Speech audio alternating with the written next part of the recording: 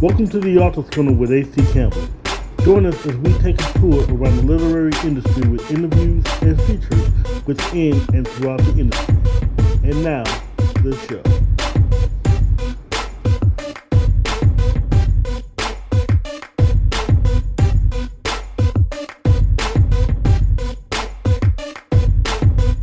Welcome to the Author's Corner with A.C. Campbell. As always, I'm your host, A.C. Campbell. Before we get into our guest today, I wanted to give you some exciting news. We have 3 book launches between now and the end of May, one starting this Friday.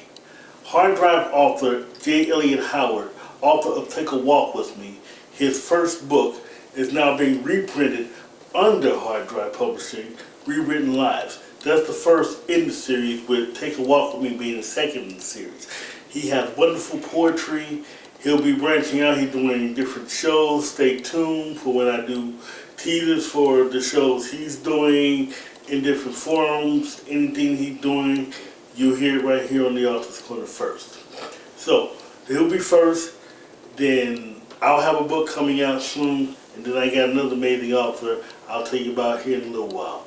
But first, let's get to our authors. First, what's black and white and red all over? Well, not a joke. Our first author, Deeann D, she'll be talking about her history, how learning her history had helped us shape our history. And she'll talk about all this in her book. It's a great read. I'll be reviewing it soon. And we're going to be talking about how history's been whitewashed and now it's come all the way full circle up until January 6th of this year. How does that all fit in? Stay tuned. Next we'll be talking to Monifa R. She has a wonderful set of books about empowerment, especially women empowerment. But you don't even have to be a woman to be empowered to read these books. You can be empowered. Anyone can.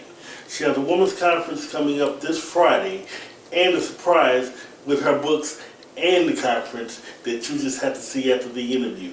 So, with that, without further ado, we'll be back with Deeann D.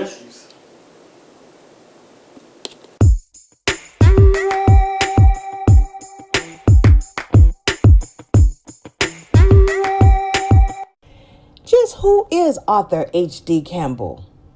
He's the multi-gene author who can take you on several trips at once. With H.D. Campbell, you can have a romance, you can track a killer, or even stop an international incident. For 30 years and still writing, H.D. Campbell will take you on trips you've never been before. Learn more about him by logging on to hdcampbell3.com or check him out on Facebook, Twitter, Instagram, Pinterest, and LinkedIn. Read his rewrites of How to Lose a Black Woman and Late Murder at 10 with a new title coming soon. And as always, let your writing fuel your spirit. You know, even after 20 years, readers are still captivated with How to Lose a Black Woman. Now, in its second printing, follow the story of Bruce Williams. Shall I say, mild-mannered school teacher in search of love? Using social media, prayer, and a lot of trial and error, Bruce fights to learn what a true relationship is all about. Filled with original poetry by H.D. Campbell, it's a lesson from one young man's point of view. Buy How to Lose a Black Woman on Amazon, Barnes & Noble, Smashwords, in your favorite bookstore, and even on his website at www.hdcampbell3.com. And as always, let your writing fuel your spirit. Welcome back. It says those who don't acknowledge history is doomed to repeat it, especially our history. Our history has been whitewashed and repackaged, and not by us, however. But we tend to reap the repercussions of it through the current political climate, January 6th of this year, which we talk about a lot in the interview. So to figure out more of what we said, here's the interview with Deeann D. Okay, so actually what came first was serial writing. For years. I've been actually my second, my third, and my fourth actually all came from serial writing. I am someone who had an opportunity to publish a lot of articles. Well, I started as a professional journalist. So obviously you're sitting up editing or writing or editing other small articles, but it also teaches you how to communicate on a mass level. Always doing creative writing as a child, mostly short stories, usually short mysteries. So eventually what ended up happening was I did a series of articles about the music industry because a lot of my colleagues, I'm a musician also, but a lot of my colleagues were getting in major trouble because they were putting their music out, but they didn't know about all the sides of copyright. So I published a series of articles in 2006 and eventually collected them all and said, I have 8 to 9 chapters of actually a short book. And it was when my cousin got all his music stolen by his studio at age 17 and could not find a music book that he could read, having gone through a high school in Crenshaw and all this legalese being confusing even to me with the college education and the journalism and all this. I'm like, I can't even read this. Lord, we need a book for people who are average people. He said, good, you go write it. So I collected all those articles and that's how it happened. So I'm really a serial writer who writes a lot, day after day after day after day, week after week, month after month. And eventually what ends up happening is I go collect. Then after that, having done the research and done all this material, then the reason that the way I got into the YouTube was that I was injured. I snapped an entire muscle in 2017. So I had a lot of time at home. A lot of time at home. And so I started talking about current events. Grown Black folks talk is what I called it, because it's not conversation for people who, if you're going to behave on an immature level, I'm going to get on your nerves. So just so you kind of know coming in, I don't want to get on your nerves. Just know that this is for grown folk, grown here. You can be 18, but you got to be willing to do some growth here. So eventually it all rolled up together, basically. But I'm going to tell the viewers, if you're friends with her on Facebook, besides the fact, I'm the type of person, I'm always writing out how I feel about current events, posting an event, posting a question, and you get the typical responses. Deann is that type of person. She'll comment something that will make you think, and make you rethink your That's comment. very kind of you. That is what I try to do. I used to listen to a radio show called Let My People Think. And even though the man who did that radio show should have thought a little bit more about his life behind the scenes, that made an impression on me. So give honor where honor's due. He actually had this radio show and I listened to it every week and it kind of stuck in my head. Let my people. So my attitude is let my people think. There's so much to think about. I love that. I love that. And I wish you would do that more because I do that, like, listen to your podcast. And it really, I saw something today that someone else had posted. You're not growing if you're stuck in the same way of thinking. If you can't expand your mind, even with the same level of thinking, if you don't expand your mind with it, you're not growing. Nope. And the way I listen to you, you make people's minds grow. You help people grow in thinking. But this didn't come overnight. When did you start the whole critical thinking thing? Oh gosh. When I was 5, almost, you know how people start stories like that. I'm not going to go back that far because that's 35 years ago. But I come from a family of book collectors. And so now we've gone back to 1899 to my grandfather. So, get up in the time machine. A lot of times, Jim Crow South, Texas, he was not going to be paid, but he was paid in books. So he collected everything from Voltaire to National Geographic to all kinds of stuff that people had left in hotels, and he just read it all. So his daughter, my mom, then she married a book collector who was a Christian minister who studied world religion. And then, of course, my grandmother, who was my grandfather's wife, she also collected a certain number of books as well, because she listened to a program called the Through the Bible Radio, which is still on to this day. And she collected the whole volume of studies over 5 years. So I got here and there was a lot of things to read, and then they brought more. So I was already, one of the reasons I can write about the Old South and the New South the way they are, Robert E. Lee was on my shelf as slave narratives at the age of 9. So I grappled with heavy duty historical figures and conflicts, because needless to say, the fans of Robert E. Lee write about history a little bit differently than the Yeah. slaves who went through slavery. So it's like harmonize, and then reading stories of George Washington at 9 and knowing already, why is there a gap about what George Washington was doing on his gift trip to so and so and such and such? And knowing there's a gap, and then having the slave narrative be like, oh, this is the gap. So I'm already 9 and 10 in the position. I read The Death of Lincoln, which my grandmother had when I was 9, and Macbeth, Shakespeare, and having to look down in the notes to see what the words were, because King James Bible I'm used to. I was given my first King James Bible at 5 and stumbled through it in the first year because I didn't have anything else to do. So I've been grappling with large ideas and having to figure out, how does all this fit? Subconsciously, I'm a child. So obviously I have no idea this is what I'm doing. But this wires you in a certain way when your parents and grandparents let you read real stuff at a very early age. I mean, I think it was intentional, but I don't think we were thinking about this. It was just available and nobody stopped me. I'm only kidding when I say this, but actually, I'm not, but I am. I'm kind of jealous in a way because when you go to school, you hear about Washington and the Revolutionary War and the hero of the Revolutionary War. You don't find out till it wasn't until I was 6th grade when I found out him, Jefferson, all slaves. It's pretty heartbreaking. Yeah. So it wasn't heartbreaking. See, the tough thing about Washington, Jefferson, and we should probably mention Henry Lee, Robert's father. On one hand, we have been told about their accomplishments, and there's nothing to take away from their accomplishments.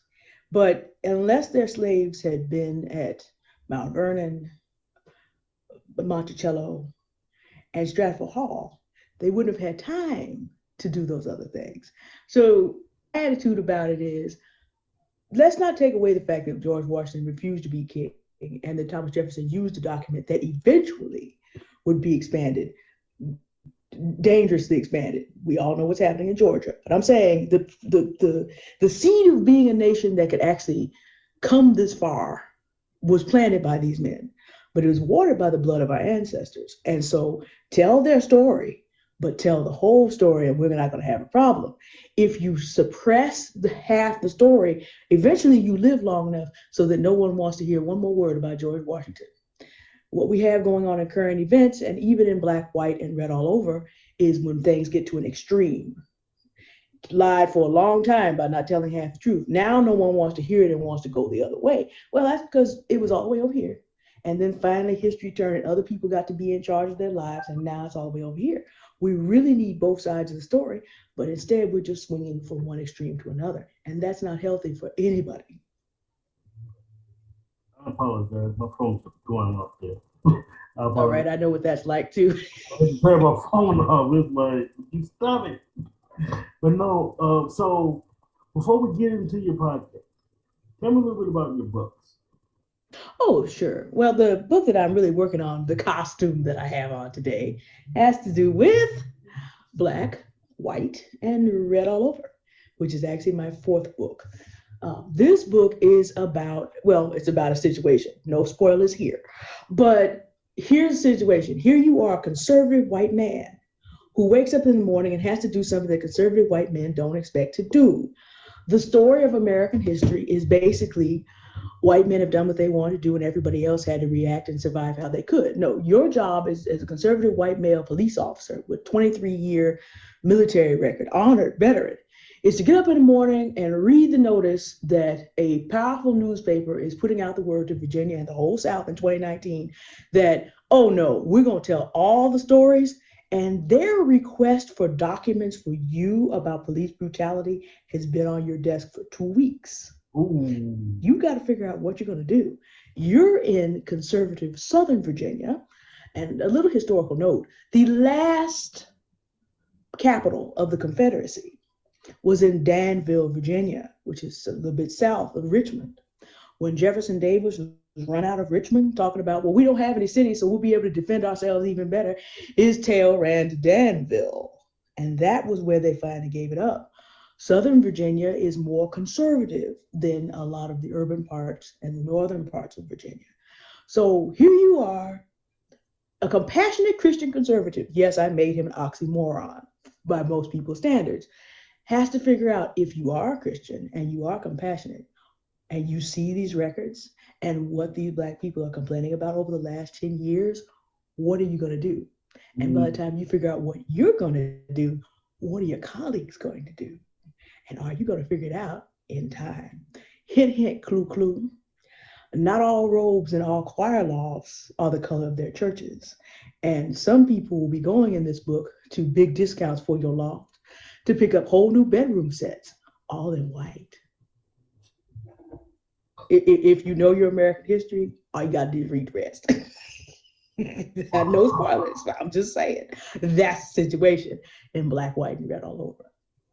And given the climate of the country, oh yeah, it has everything you would expect. I have been told that I wasn't sure whether I was reading the 1800s, the 1900s, or the 2000s. I was like, yeah, because that's where we are right now. That's our moment in history. This book was written 2 years before January 6, 2021.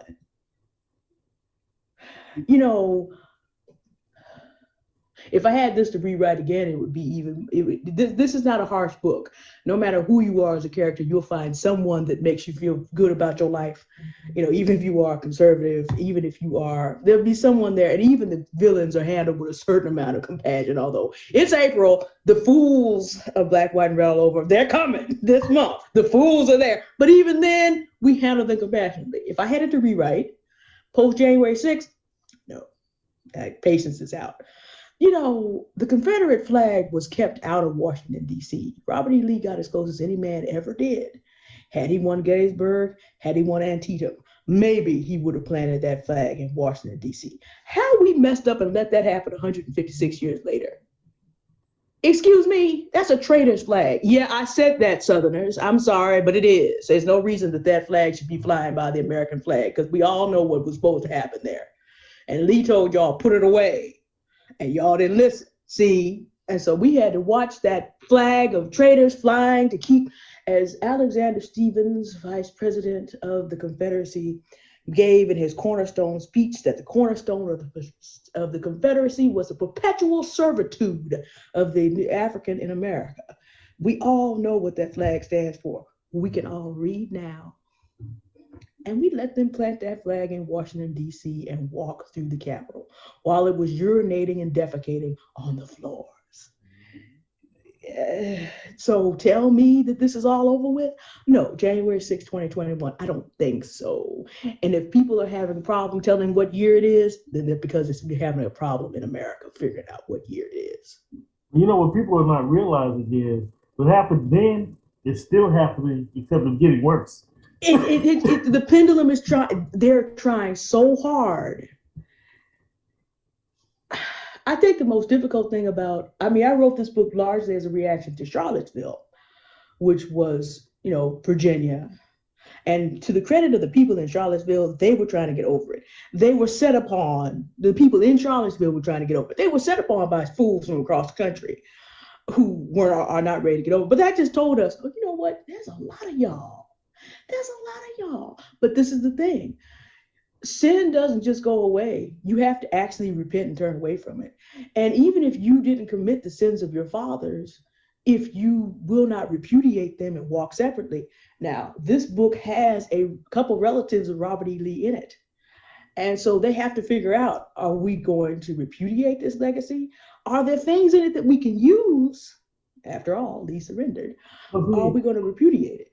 Right, well, so my problem is, I'm only speaking to the get over it crowd.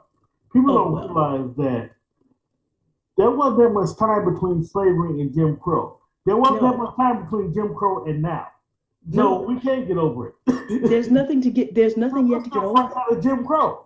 Here's the thing about the difference. You're so right about this. There's only 12 years between the end of slavery and Jim Crow. And if you recognize that the way Lee surrendered allowed the KKK to form, either before the end of the year in December 1865 or January 1866, and that the Ku Klux Klan was running wild as our first white supremacist domestic terrorist group by 1868. So much so that President Grant had to get into office and beat them up again. Once you realize that, when did we ever have breathing room to get over anything?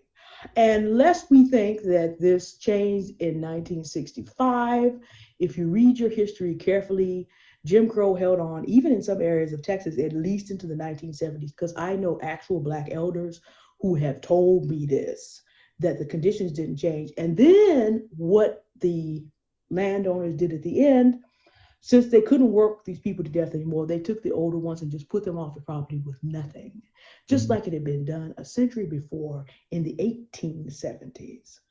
There's nothing to get over because it's not over. I mean, we have moved, Black people have moved further as a group further than probably any other group in history, and that has other people jealous. But that doesn't mean it's over. People who were alive and are still angry about losing in 1965, whose parents and grandparents were still angry about losing in 1865, still have men and women our age who continue to perpetuate the foolishness. January 6th, 2021. It's nothing to get over. What do you mean? If y'all would stop, then we could get over it, huh? But since y'all aren't going to stop, Derek Chauvin's on trial today. Yes. The first poster that described conservatism as a movement, 1867, features white men with their feet on a Black man's neck with the caption, "Keep the NIGGER down."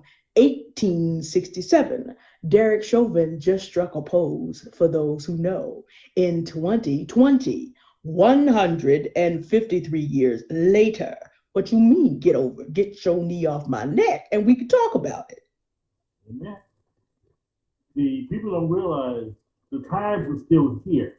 So whenever I hear people say, get over it, all you talk about, well, quit doing it to us, we'll quit talking about it. Easy, huh? Martin Luther King tried to tell him, you cannot rise if you're busy holding someone else down. Right. That's already 50 years old, 55. Try to tell him. And to be fair, there are certain people who are listening, and there are certain people who do want to move on. Like I said, in Charlottesville, there are people that want to move on. In this book, you will meet people who want to move on. But the thing about it is, those people are generally not willing to attempt to murder to get their way. See, we have to talk about, there is a set of people who are willing to do violence to get their way.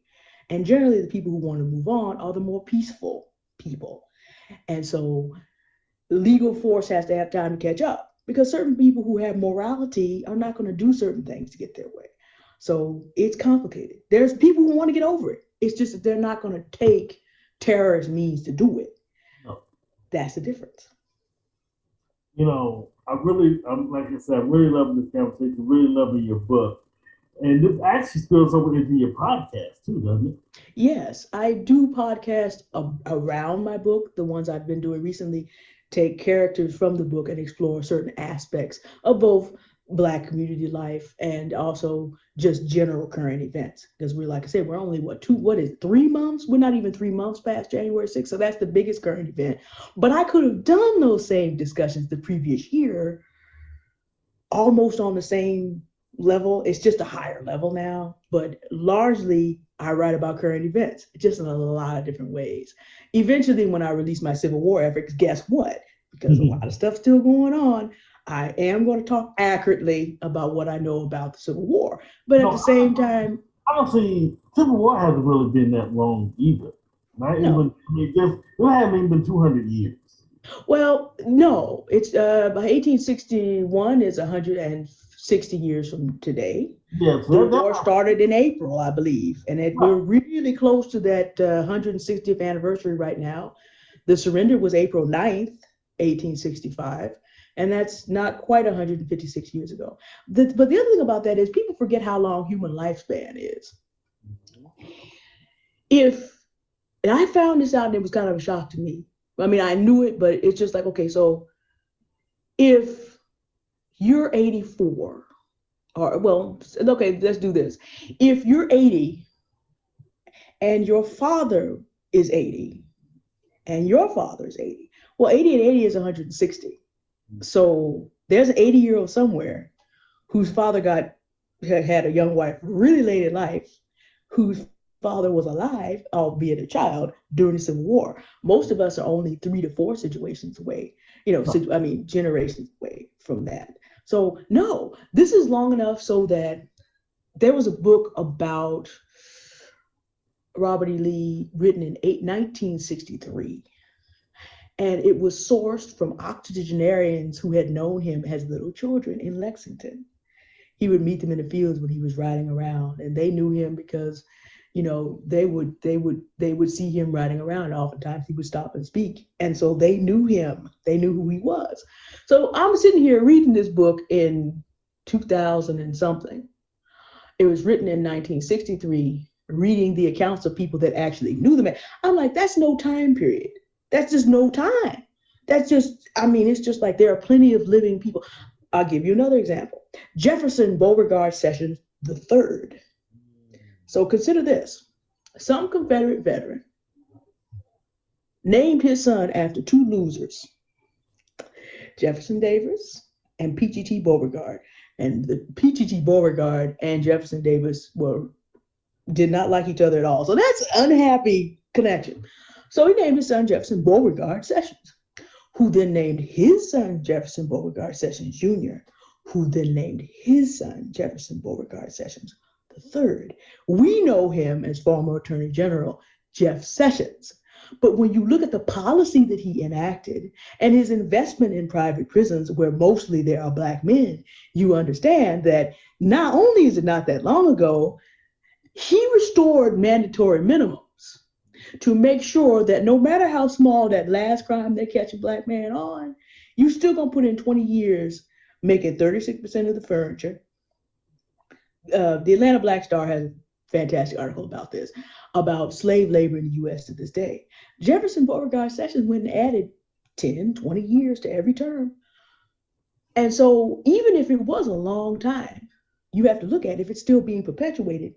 Does the time even matter? Because somebody named their son and somebody named their son and somebody named their son after a man who went and had his opportunity to enact Confederate policy, the eternal servitude of the African in America, and was put in a position to have the power to enact the policy that Jefferson Davis and P.G.T. Beauregard would have wanted.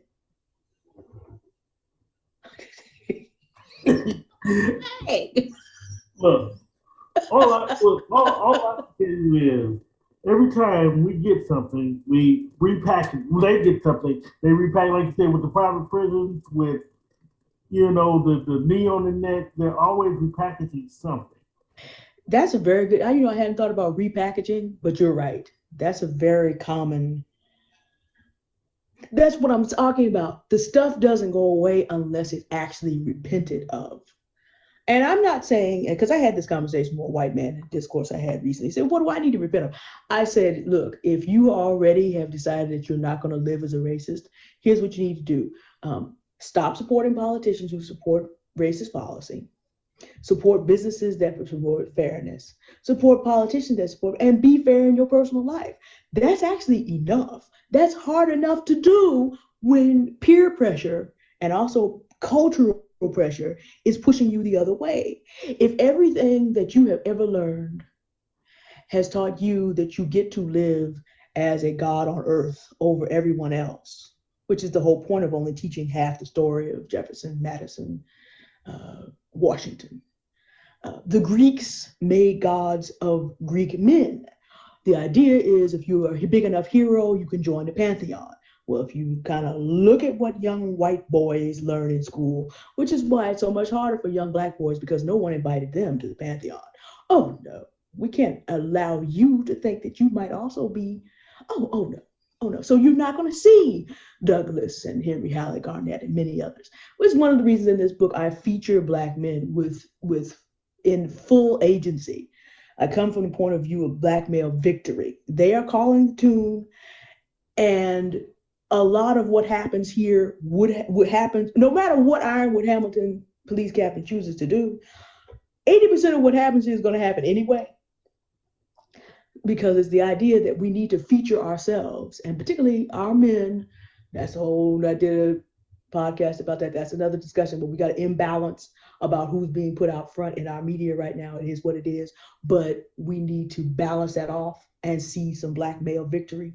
Not that Black women are not important to the story, but we need balance, because we have a situation where only white men are allowed to be seen as men. And if you are a white man and you have to come to terms with the fact that no, you're just an average citizen and you need to do the right thing, and that's not getting on top of everybody else, that's enough if you can keep it up when everything you've learned and everything you love is telling you the exact opposite. But that's a bridge too far for a lot of people as it is. But if you can just get there, we're cool. Well, I'll give you the example of how the media, a lot of times white media, will portray us as to who we are. Me personally, I'm doing the show in my house, pay my mortgage, married, children, happy. Right. You seem happy. Happy, author, doing his thing. I'm bored, as opposed to the gangster that's on the street who's making his, as opposed to. But this is how the media this is how the media portrays it. In other words, the white guy who pays his bills and supports his family and does his, of course he's held, as opposed to us. Right. It is an issue. There's a lot of discussion about it between Black men and women at this particular moment for this issue. There's a lot of pain, legitimate pain around this issue. The thing about it is, I always tell people, look, if your life depends on it, what do you want, exciting or boring? Plane crashes are very, very exciting. What you want that plane to do is to take off, fly through the air smoothly, and land, like the majority of them do. We can call that boring. There's no excitement. That's what they do. Right, and here's my thing. I don't even consider my life boring. I love everything that I do. I love it. But right. Some people see it as boring.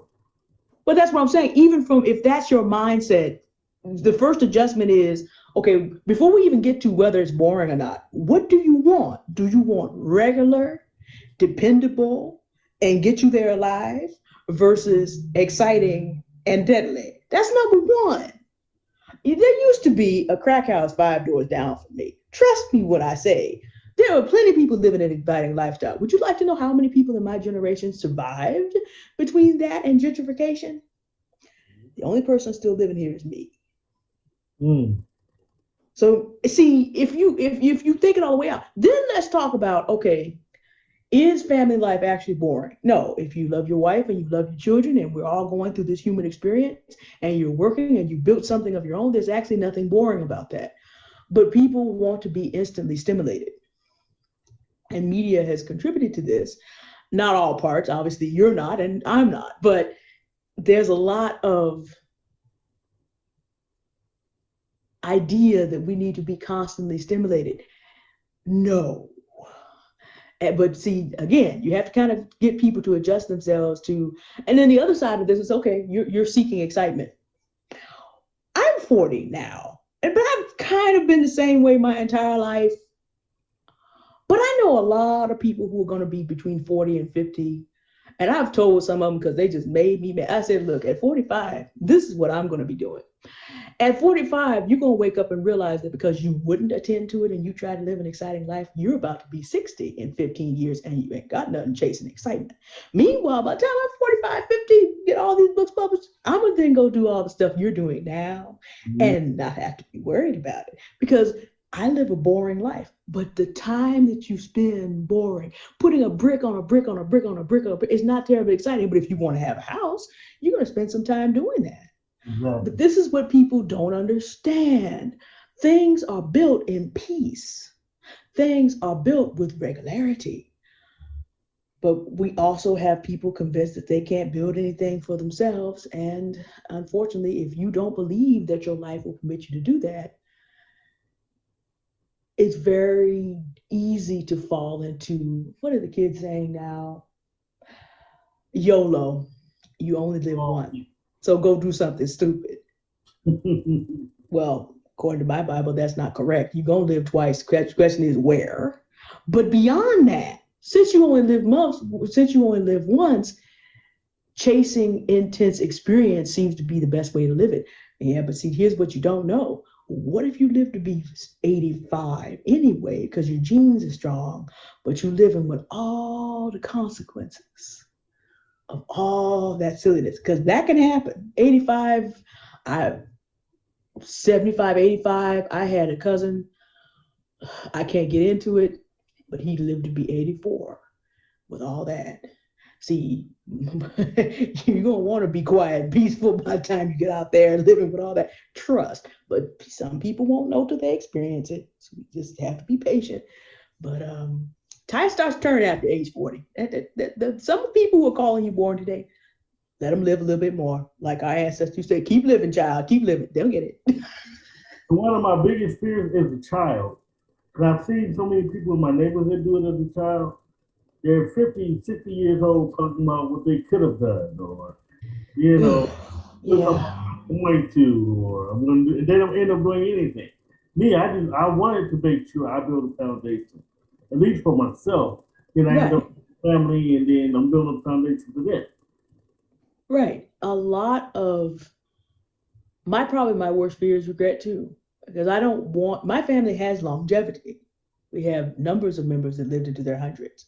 So imagine sitting around from 65 to let's say 105, talking about what you could have done. That's 40 years is a whole Deann. Imagine spending the lifetime of a whole other Deann talking about, I could have been a contender. I could have done this.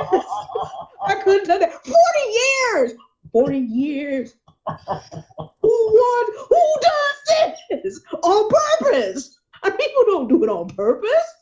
Just realize you're not going to be young and beautiful and strong and all that other stuff forever. You're not going to always have time, but you can work. My father said, squirrel principle, just build on it 2 hours every day. No 8-year-old, 9-year-old fully understands that. So what he did was give us, my sister and I, a writing journal, and made sure that before we went played on the computer that we had done a certain amount in addition to our schoolwork of writing every day. And then that's how you end up with me. Honestly, that's how this happened eventually, because you get into the habit of writing every day and you keep doing this and you do it for 2019, you do it for 38 years and you have all the, because it's the principle of carefully slowing building. Meanwhile, like I said, a lot of people out there, they're doing this, that, the third, fourth, fifth, and sixth. I'm like, all right, we in the fourth decade. We gonna see. We gonna see what's gonna happen. But y'all do what you do. I don't even have time to argue with you. Just go on. Enjoy your life. We gonna see. We around 4 now. We gonna see. Because I'm 47, and I know I'm about to, I'm not slowing down for anything right now. No, there's no need. Why? Slow down for what? So much good that can be done for ourselves and others. So the next question for you is, what is next for you? You have so much going on. I've seen all the podcasts, and now, right now, what's next?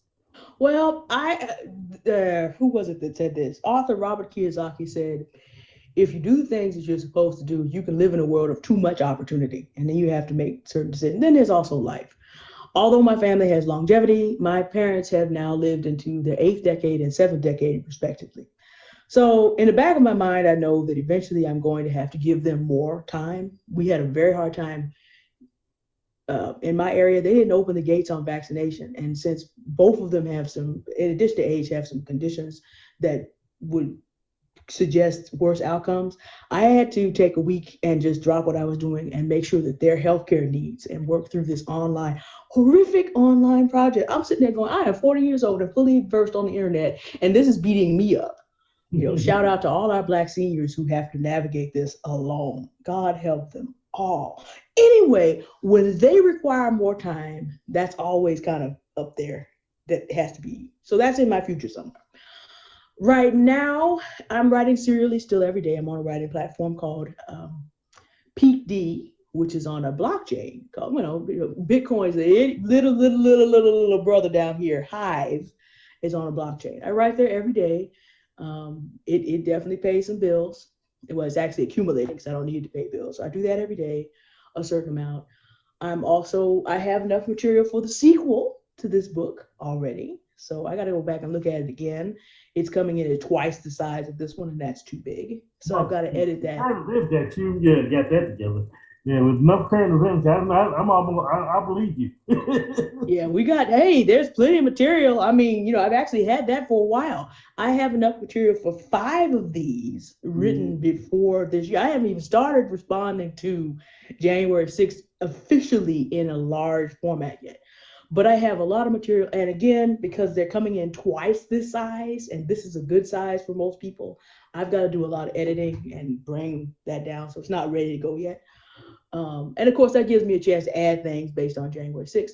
But also, and I've been encouraged by my agent, APS International, to Neil M. Jackson, wonderful Black woman of 41, out in Chicago, has encouraged me. She said, you're already doing it, so why don't you consider becoming a speaker on these same topics so that you actually can reach more people? She said, the other thing about this is, Deann, you're selling a book for $20, which is wonderful. How would you prefer to make $1,500 a month, though? Would you like to work hard for 3 times a month and make $500 to $750? Or do you want to attempt to sell something for $50 30 times? I'm like, well, that's a no-brainer. She said, well, we got Zoom. We don't actually have to travel. You need to think about doing what you're doing well and not working quite so much, because your plate is really very full. If either of your parents get sick, your plate is really very full. In addition to that, I'm a community servant, so there are a lot of other elders and children who are out there. And in the Black community, life can become interesting at any time. Oh yeah,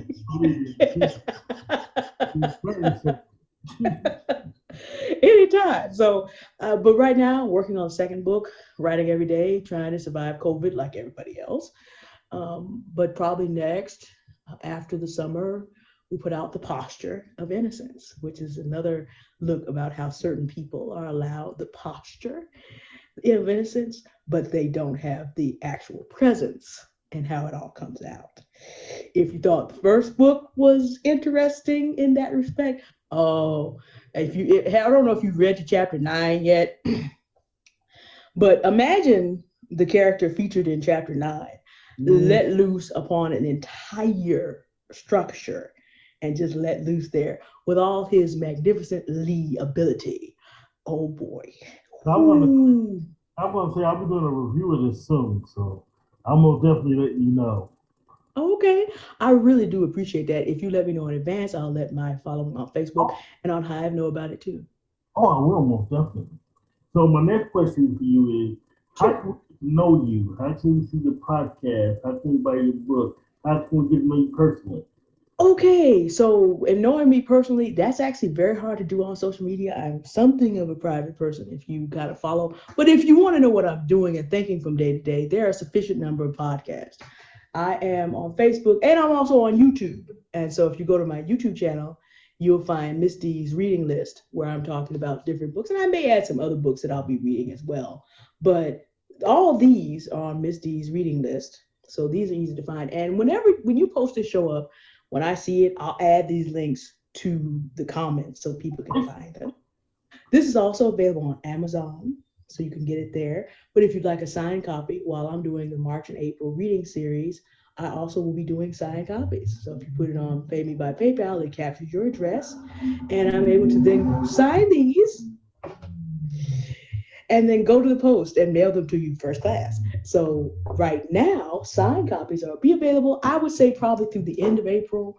And then I may do another signing period sometime in the summer. So Amazon, probably the easiest way to find me is on Facebook or on YouTube. If you're a little bit more adventurous, you can read me every day on Pete D, where the Lofton County universe that comes out of here is still rolling. We have finally made it into COVID-19 in 2020.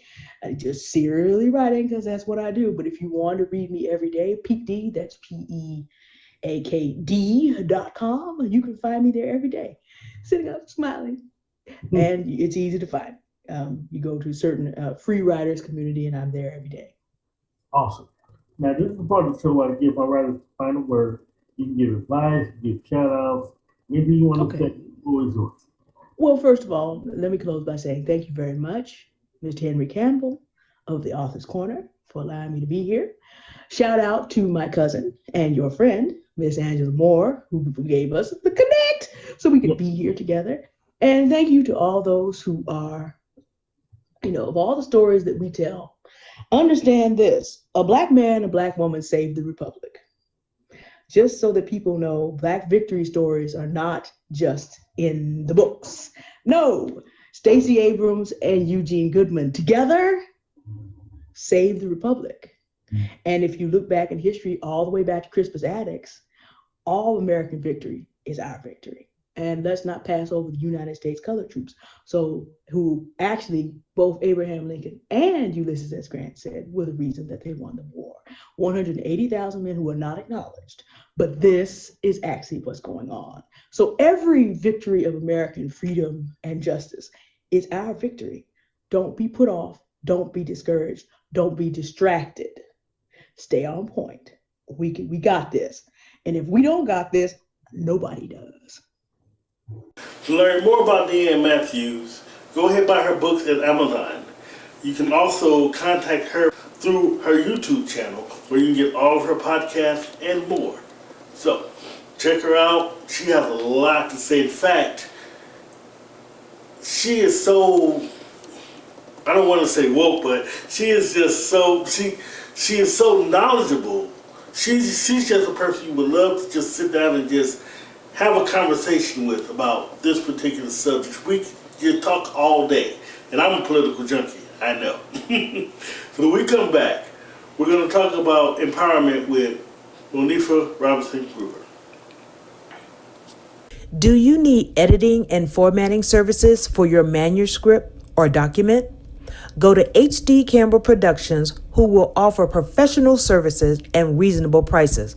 For more information, call HD Campbell at 314-265-9169, or you can send him an email at hdcampbell3@msn.com. Let HD Campbell be your editor. As always, let your writing fuel your spirit.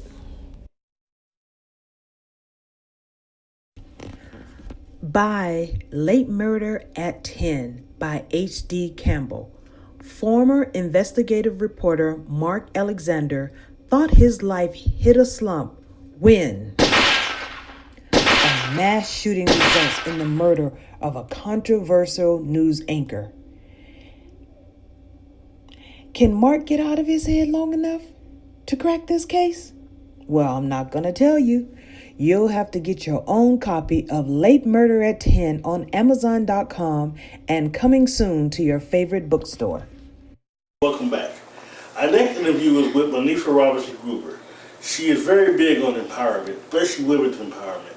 She wants everyone to make it, and she loves talking about it. She's written several books on the subject, and she has a seminar this weekend within Your Reach Ministries.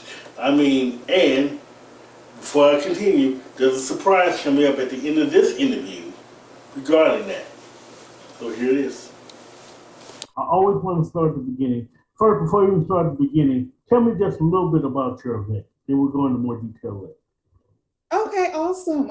So my event is entitled Matters of the Heart, and it is coming up on Saturday, May 8th of 2021. It's a virtual event, and it is based off of the devotional entitled Matters of the Heart, God's Solution for Every Problem. And we're really excited about it because we have women coming in literally from coast to coast to kind of give us some inside looks at their lives and how God helped them through. Thank you. Well, my next question for you is, because this event comes from a lot of, I'm looking at all your books. I've actually, confession, I just ordered a couple of them. Thank you. They come off of a lot of books. You have a lot of inspirational books. Please explain to me what started the inspiration of writing.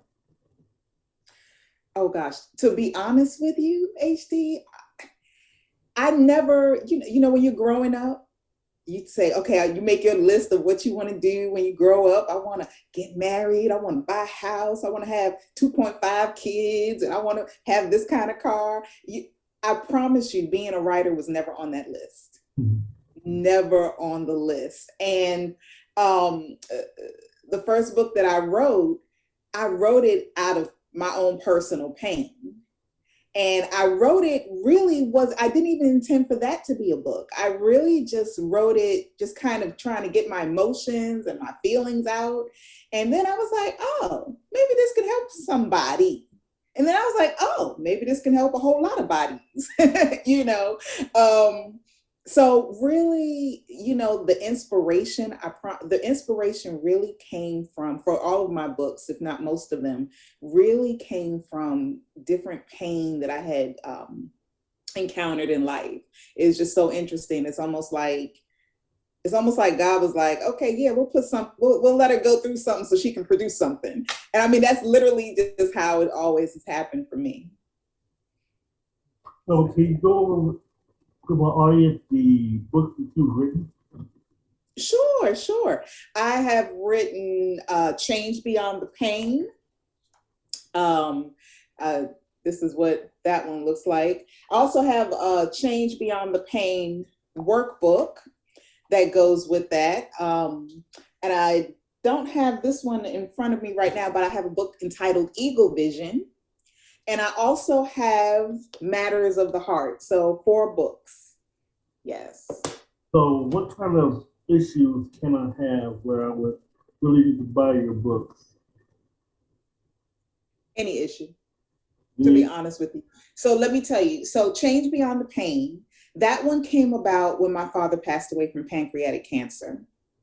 And it really talks about transformation of the mind, and it gives really biblically based, but also practical approaches to navigating pain in your life. Now, that particular pain for me was my father, but for somebody else, it might be relationship issues. For somebody else, it might be actually moving might be traumatic. You know, for somebody else, it might be grief and loss. For somebody else, it might be a financial matter, you know. So it's literally how to navigate the different storms in your life. And I tell people it really gives biblically based but practical approaches, because I'm all about the practical. I mean, I grew up in the church.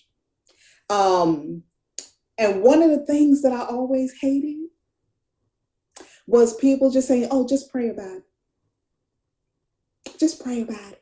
And it's nothing, and don't get me wrong, HD. I love the Lord. I love Jesus Christ. You know, I'm a believer. But my question was always, what do I do when I just feel like I can't pray? Or when I feel like, let's just be real about it, I don't want to pray. Or when I feel like prayer is not working, you know. So Change Beyond the Pain, that particular book and workbook kind of helps you navigate pain. Like it talks about surrender. It talks about faith. It talks about the power and purpose of pain. So it kind of really gets into the nitty gritty of how to really get through your stuff with a little bit more grace and ease and integrity. Now that's Change Beyond the Pain, but go ahead. Oh, but I'm just going to say, off topic, but kind of not off topic, you have a book specified for whatever the problem is. It sort of, in a way, helps with the disconnect of church and church and outside. In other words, like you said, have a problem, pray on it. Okay, well, okay, then what? Well, you have a book where you have a relationship with God, you have relationship with people, and you just, in other words, no matter what's going on, here's how you cope with it. No matter what the problem is, there's a coping mechanism in these books for you. It is because I really like, and I know we'll get to talking about this one in a minute, but I really do believe, And I never used to believe this growing up. I'd be like, yeah, right. I really do believe though that God really does have a solution for the preacher used to say, any problem you're going through, it's in, you can find out how to deal with it in the Bible. I'd be like, yeah, right. you know, but I promise you, the more I've developed my relationship with Christ, the more I found that it's true. But we really have to develop, anything. No, it may not say, okay, Monifa, in Psalms, the 23rd number of Psalms, you will have to move and have to deal with it. No, it may not say it like that, but I truly believe that any concern that we're dealing with, there is a solution in the word. And I've always been one of those individuals where I think, and I'm not saying that we have to have all the answers, but I've always been one of those individuals where I really found that it is so important to try to figure out how to live this life. We talk about living this wonderful, abundant life and, but what does that really mean? After you get saved, then what? Like, am I supposed to just be miserable till he come back? I don't think that's what he intended. Right. For me to cut you off, but again, that's where the disconnect is. Because a lot of people don't really understand after you're saved.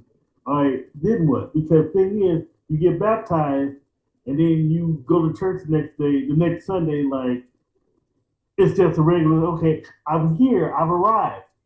I still need tools. Yes. Because one thing I've always talked about was when Jesus had his disciples. The disciples still learned as they taught. Jesus still preached to them before they would preach to others. So I've been kind of sneaking your book. I apologize. I will. I've been sneaking things. So the point is, you give a lot of insight to people who feel they may have it all together, but then at the end of the day, there's still some things that are disconnected. Mm-hmm. And it's also a way of, sometimes there's some things you might be dealing with privately that you don't want people to know. How many people are wearing a mask every day? And it's not even that everybody needs to know all the details of your business. But look at how many of us as humans are wearing a mask each and every day, praying and crying out to God, only to kind of wipe the tears off our face and then kind of go, out in the street like, hey, how you doing? Knowing we're crying on the inside.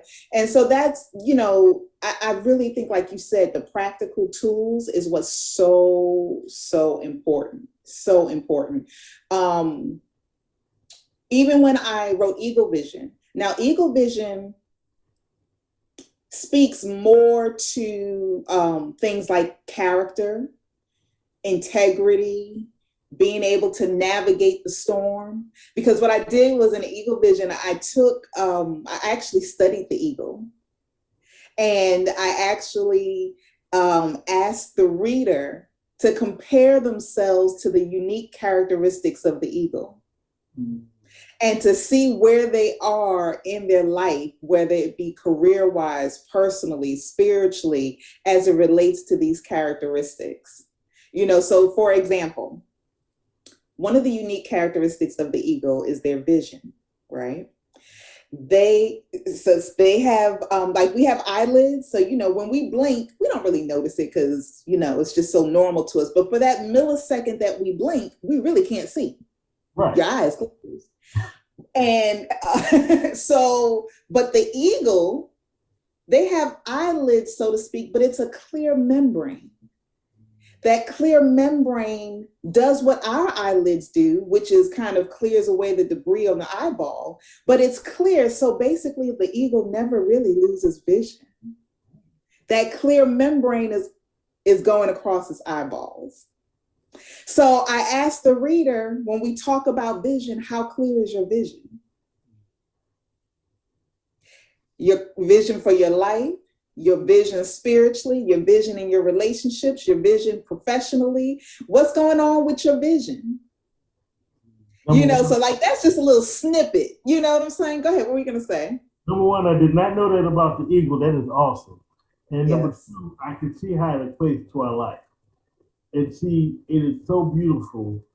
Um, Another message that I saw as far as I thought about when I was reading and researching, a lot of people think, yeah, you got it together, you got your house, paying your bills, you're doing all this, you must have it all together. But a lot of times, those of us that do have it, we have it all together physically, maybe financially, but we're still not 100% together. We still need people. And see, you also the way I'm interpreting your books is the fact that no matter what's going on, no matter what's going on, great or negative in your life, there's still you can still find help. Oh yeah. Like if we were perfect, if we all had it all together, what's the purpose? Like what we need each other. We need each other. We weren't created to be here alone, to go through life alone. Even if you are mature in certain areas of your life where you got that part down pat. I truly believe that life has a way of tapping us on our shoulder, say, okay, well, Ty, let's take a little test then. You say you so loving and compassionate and giving and honest and humble. Let's give you a little test. Let's see how loving and compassionate and giving and honest and humble you really are. And I truly believe, even also as a believer in Christ, no matter where you are in your walk with him, you might be doing great in your love walk. You might be awesome. You might be like, oh, I got it going. Oh, yeah, I got this love walk down. And I believe God is looking like, good job, HD. You're doing all right. But now it's time to come up a little bit higher. And what happens when you go a little bit higher, it gets a little bit more challenging. And there might be things that come along where you like, wait a minute, I thought I was doing great with the love walk. Now, hold up. I thought I was giving. I didn't think I'm not selfish, but now I'm at another level or in another arena. And it's like, you want what from me? Hold on. Look, when I was single, I just knew I was the most generous person in the world. I got married and had to share my stuff 24/7. I was like, wait a minute. You know what? I think that's the major thing about marriage. Because see, when I got married too, it was like, oh wow, okay, we gotta evaluate now. Like you said, gotta share your stuff. You gotta do exactly. It's a new challenge. Exactly. And it's nothing, I'm not saying it's bad, it's just new. And what happens when you go from grade to grade to grade? It gets new. Like when you start off in first grade, it's hard, man. Trying to remember 1 + 1 = 2, 2 + 2 = 4, 4 + 4 = 8. I won't go on because I might mess up. But it's hard. But as you go through the year, it gets easier. And by the time you at the end of first grade, you're a whippersnapper. Got it down. Right. But then you graduate to second grade and it gets hard again. Because now you're at another level. Yeah, now 1 + 1 = 2, but now you got to figure out how to do 1 + 1 and then do -3, which will bring you into the negative numbers. And they're like, wait a minute, they didn't teach me all that in first grade. Right. Slow down a little bit, right? Right. And so it's, we can always grow. We will always have to grow, whether we want to or not. Life is going to present those challenges to us that are going to force us to reevaluate. Now, it's like the cell phone. We can stay stuck with a flip phone, which I know a couple of people that still have it in 2021. Yes, I do. I don't have one, but I'm just saying. Or, if you're an iPhone user, you can come up. I mean, I guess I'm at 12. I mean, every time I say I'm not going any further because I like to hold on, Apple decides they want to come up with some new stuff and they're no longer going to support my old product. So I'm forced to come into the to the new age. But it's just like the cell phones. It's like anything. We are, whether we want to or not, we will be forced to graduate, and so you can graduate, try to graduate with honors, or you can barely graduate by the skin of your teeth, or you can kind of, get left behind. But it's like learning how to swim. And, when people say God has a sense of humor, I believe them. Because, like, when you first learn how to swim, and then you're at the edge, and the person tired of you sitting on the edge, they just push you out into the water. Yes. God has a way of pushing you out into that water and make you swim. He does. He does. And he's not going to leave. Like, we think he's going to leave us. He's going to let us drown. Like, why are you doing this to me, God? But if we're his, Mom, would you let your own child just drown? No. So God is no different. He's no different. It just may feel like it's different because sometimes he doesn't come to our rescue when we feel he should come to our rescue. But he's not going to leave us alone. So this brings me to my next question. When God told Moses to take off your shoes, you're about to walk upon the holy ground, you yourself have expanded into a ministry. In fact, within our reach. Explain to me, how did you expand into that? He pushed me off the edge of the pool.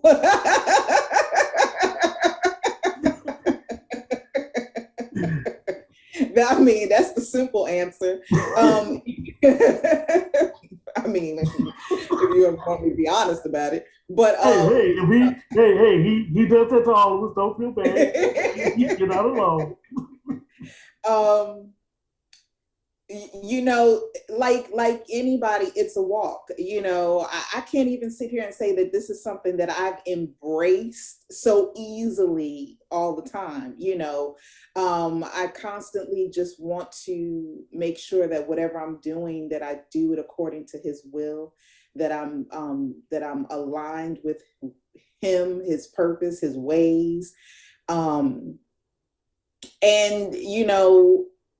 Sometimes, a lot of times there's fear involved, along with a whole lot of emotions. But I do, one of the prayers that I pray sometimes is, not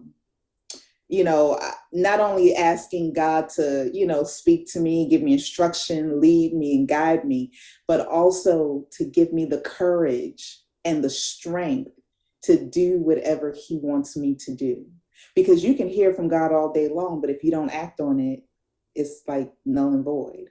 So I really do ask for the courage and the strength to do any and everything I do, and then my husband's a pastor. So I don't know if I really have a choice. Do I have any choice? See, that's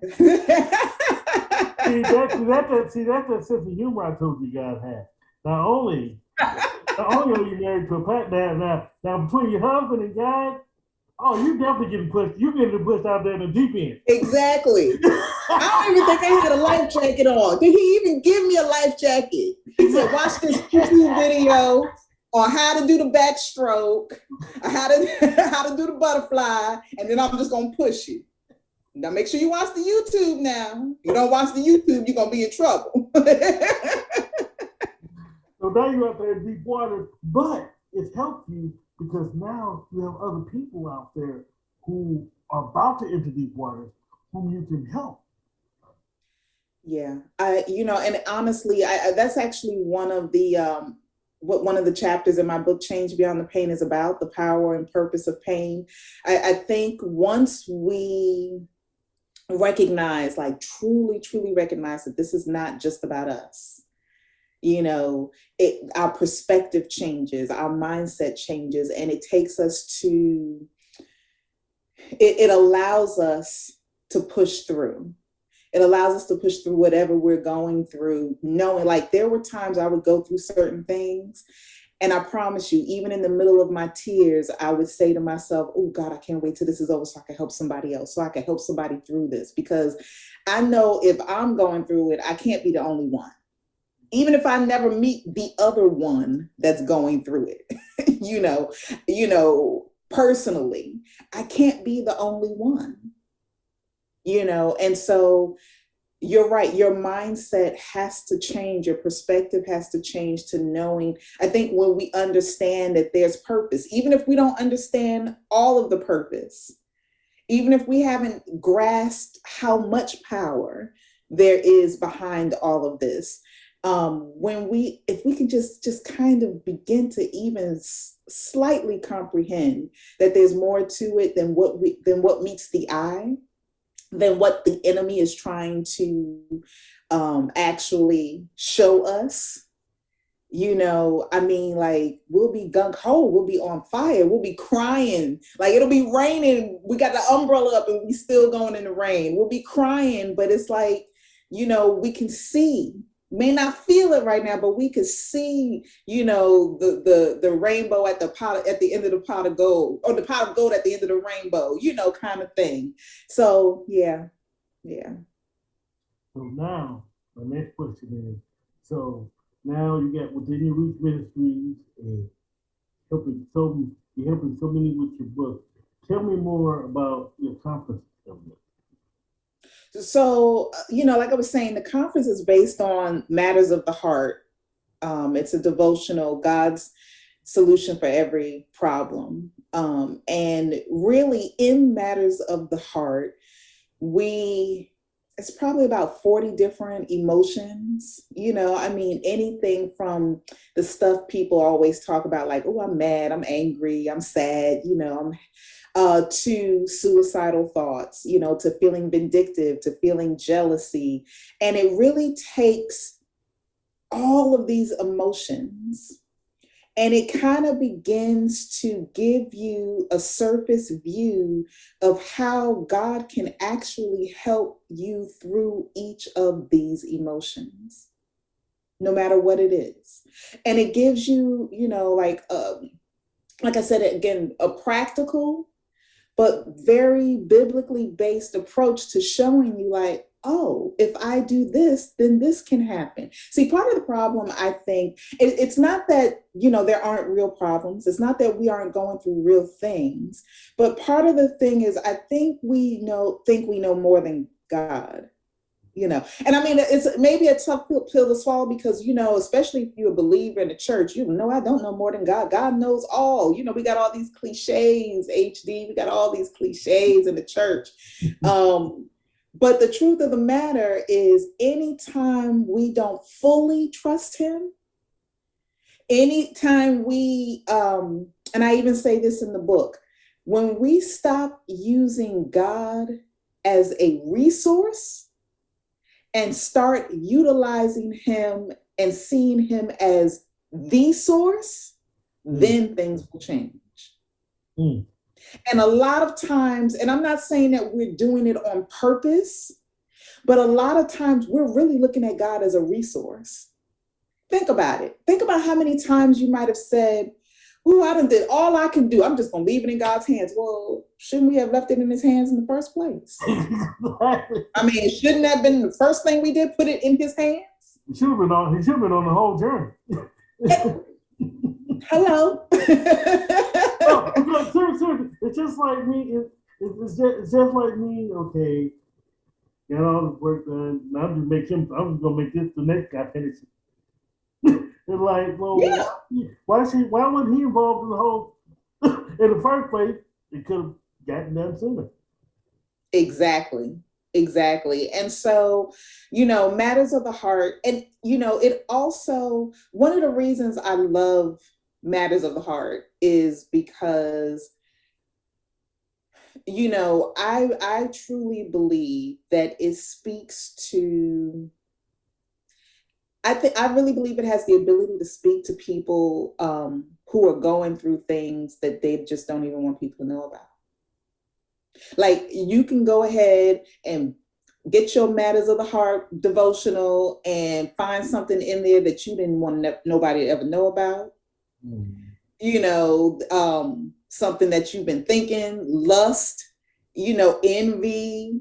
I mean, all kinds of stuff is in there. Anger, everything, you know, is in there. And so certain things that you may secretly know are wrong or know that you're struggling with or battling with, and say, okay, let me see what God got to say about this. You know, and the thing about it is, if we are truly open to receiving, just receiving whatever God has for us, like he has healing and wholeness. And that really is what the conference is about. It's about allowing people, especially in today's world, you know, we have pandemics, we got social injustice, we got financial issues, probably greater than ever, at least in our generations, you know.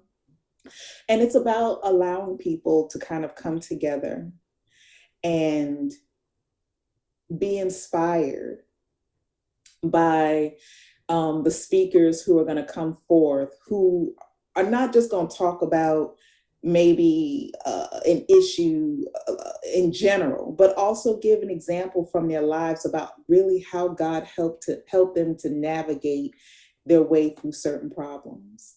It's about bringing people together to let them know that they're not alone. It's about bringing people together to help them to understand, like, this is beyond us. Like, there are some things going on in this world. There are some things going on in our hearts, you know, that we alone cannot fix. I use the example of substance abuse, right? Now, you can have an addict who does everything they're supposed to do. They staying away from the old playground. They staying away, you know, they go to their AA meetings or their NA meetings. They even going to church, right? Go to church.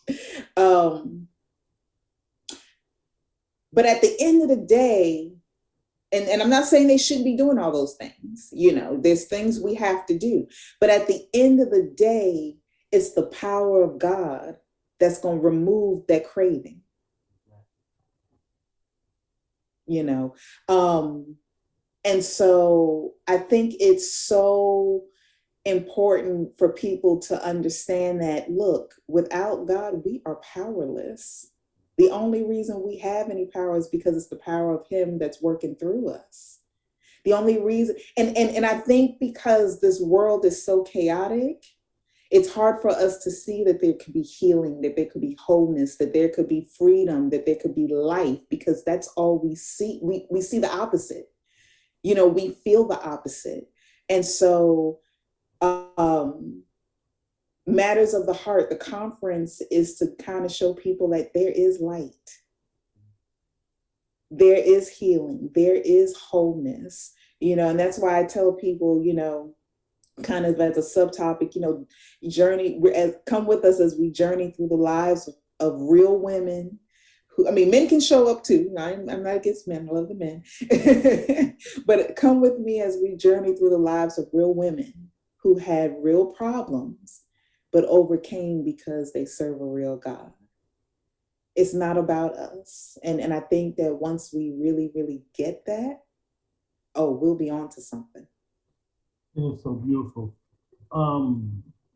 This week, we actually, right here in St. Louis, we hit a big milestone. We actually elected our first Black female mayor. And in addition to having this is so cool, first Black female congresswoman representing us in Missouri, first Black female prosecuting attorney. we're just jamming here. Yes. And I want people to be so inspired, you know, to the point where, and then you have the seminar, and then, because people actually will not even show up to just, you know, I need help, but people will show up just to be inspired. To say, this could be me here, this could be me, you know, you may not want to be married, you may not want to be, but you may want to be somewhere. And I believe that's what you're providing here. Yeah, thank you. My goal. I mean, I really feel the message that I have can help anyone. I just have a passion for women, and I say, helping women in leadership realize that we want both their bank account and their life to reflect abundance. And so it doesn't have to be just one or the other. You can, but success and abundance starts from the inside. And so whatever your dream is, whatever your desire is, if it's to be mayor, if it's to be president, if it's to simply, if it's to be the community advocate, if it's to be the wife, with the children, whatever lane God has you in, to let you know that whatever challenges come about, He's got you. But we got to follow the blueprint now. We got to follow the blueprint. Can't like be like, all right, God, what you doing? And He's like, well, I'm over here and all the way over there. So you gotta take me with you. Yes, exactly. Like, can I come on a journey? Like, he just standing back, wait, So, but it's no matter what area of life you're in. And it doesn't mean that you have to be going through and down and out and depressed all the time. But if you are human and alive, you will experience some challenges. And all I'm saying is, I want within your reach to provide an avenue, or just to be a resource, not the source, because we know who the source is, but a resource that leads you and guides you to help you on this journey that we call life. That's all. Yeah, I love that. So how many speakers do you have?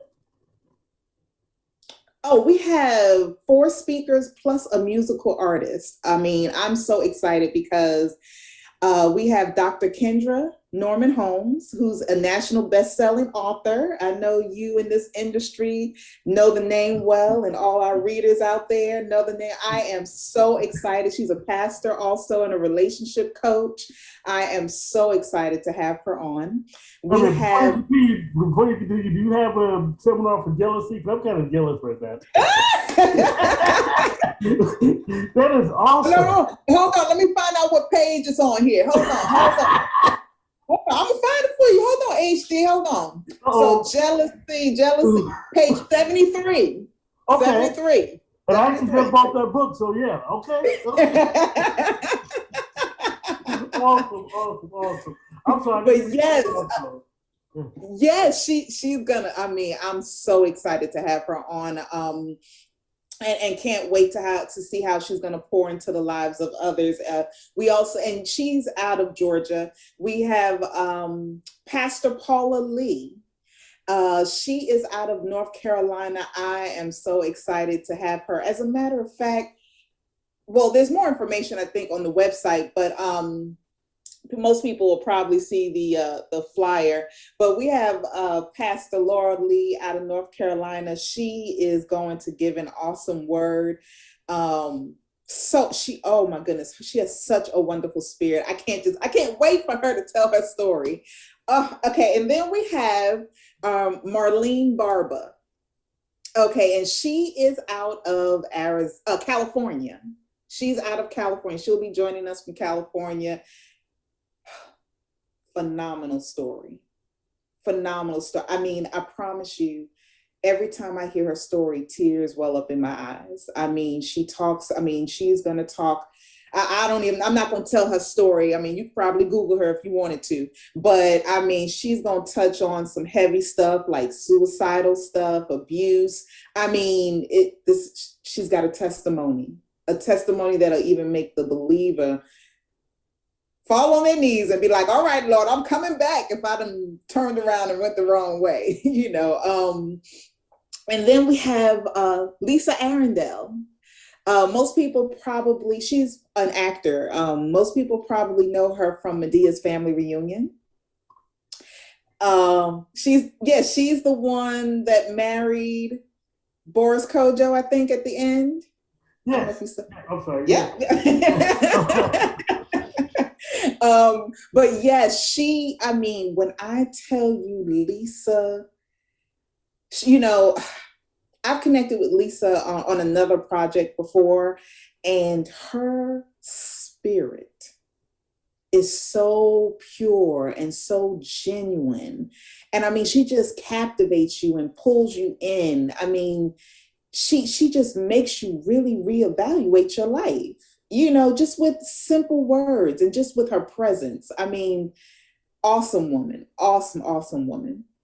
And then we have Tasha Renee, musical artist. When I say this woman is going to have you blow your socks off with her voice. Oh, she's going to sing a few songs for us throughout the virtual event. It's a 2.5-hour event, so she's going to give us a few songs. I mean, she dynamic, powerful, captivated. I mean, I don't even know really how to adequately describe her and her gift, her true gift, not just talent, but her gift. So I wish I could have more on the platform, but it's only a 2.5-hour virtual conference. But those are the women that we have coming forth to really pour into the lives of everyone that joins us on that day.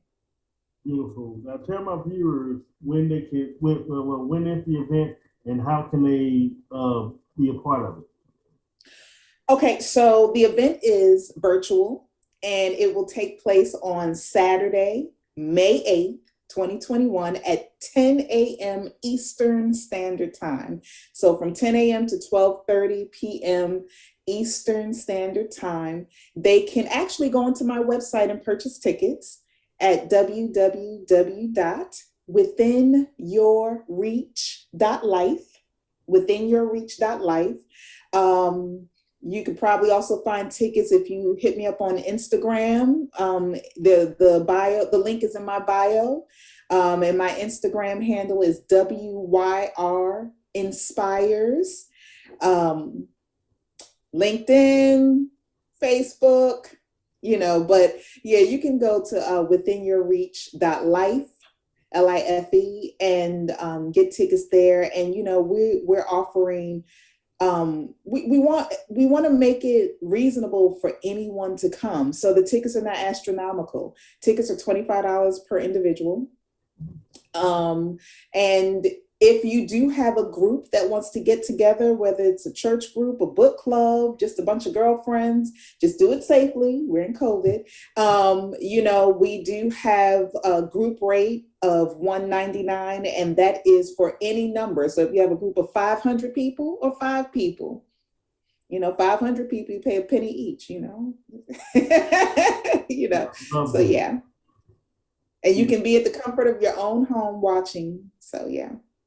Oh, see, that is so beautiful. See, you have a ministry, you're an author. It is just so beautiful. Now, how can I buy your books? I know how I can buy them, but let my viewers know how they can buy them. Just go onto Amazon. You can do it 2 ways. You can either go to my website, withinyourreach.life, and go to the store page, and all my products are there. Or you can just go onto Amazon. And in Amazon, if you just type in my name, Monifa Groover or Monifa Robinson Groover, all of my products will pop up. Or if you're just particularly interested in one book, you can type in Matters of the Heart or Eagle Vision or Change Beyond the Pain. Yeah, so Amazon or my website. And we have all of our products are either an ebook or paperback version. Awesome. I don't know if we went through this. What time is your event? Oh, yes. My event on Saturday, May 8th is 10 a.m. to 12:30 p.m. Eastern Standard Time. Awesome. So, this is a part of the show where I give my authors the final word. That you can talk about your event, you can give advice, whatever you want to say, the floor is yours. Oh, gosh. I'm just going to end with the title of the book. God does have a solution, like honestly, for every matter of the heart. You know, if you're not a believer, all I ask is just give him a shot, give him a chance, just give it a chance. If you are a believer, hold on. No matter what you're facing, he will take care of it. And also as a courtesy, HD, however you want to do it, I would like to just gift one of your viewers a free copy, a free ebook of Matters of the Heart. So however you want to do it, if you want to do a raffle, just let me know who the winner is, and I will make sure they get a free copy in their email. Stay tuned later on my Facebook page, my media page, and my website, and to not only win a book from Monifa, you can also win a ticket to the event coming up this Saturday. For more information about the conference, log on to www.withinyourreach.life. They'll give you all the information on the event, how to purchase tickets, and everything. Also, in order to win one free ticket as well as a book from Monifa, log on here to either my website. You can also go on to my media page or my Facebook page in order to find out how to win. But if you're on my mailing list, you're already entered. So, without further ado, when I come back, we'll be going to HD's 2 cents. Do you need editing and formatting services, promotion, or do you need a press kit? Let HD Campbell Productions put together a package to suit your needs. Let us handle your promotion, editing, press kits, photography service, and a lot more. We even do custom videos and videography. To learn more, log on to www.hdcampbell3.com or email us at hdcampbell3@msn.com for a free brochure. You can also contact us on Facebook, Twitter, Instagram, Pinterest, and LinkedIn.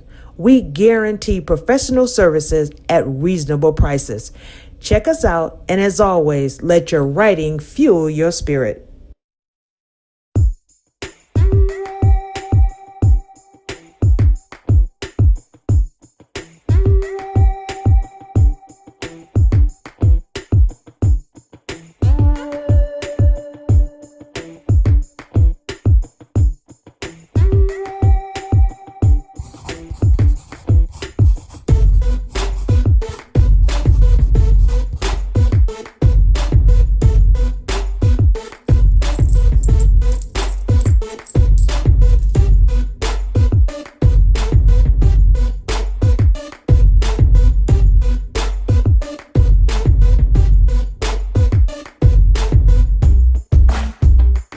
For my newer fiction writers and authors who worry about all the details in the first draft, let me tell you, it don't have to be as complicated as it looks.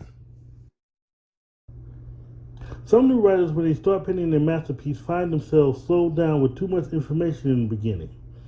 What about grammar? Can I use slang and dialogue? How many pages must it be? Do I have the right number of words? For your first draft, these details aren't as important as the story itself. As an editor, I'd rather for you focus on your story rather than structure. Some new writers tend to either take longer than expected or abandon their project quickly out of worry, or they allow someone who is not in the literary world to read their work who automatically dismiss their project in its entirety. Write your story.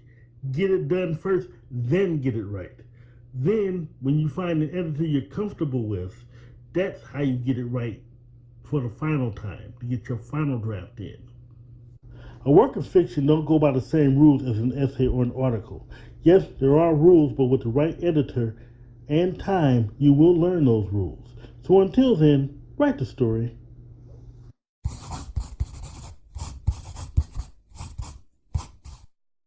As an editor myself, I'd rather read a good story with mistakes than to read a very bad story with no mistakes. T. Campbell, and this has been my 2 cents. It's your work. I would rather you take as much time as you need than to rush it just to please a bunch of people and it's not good.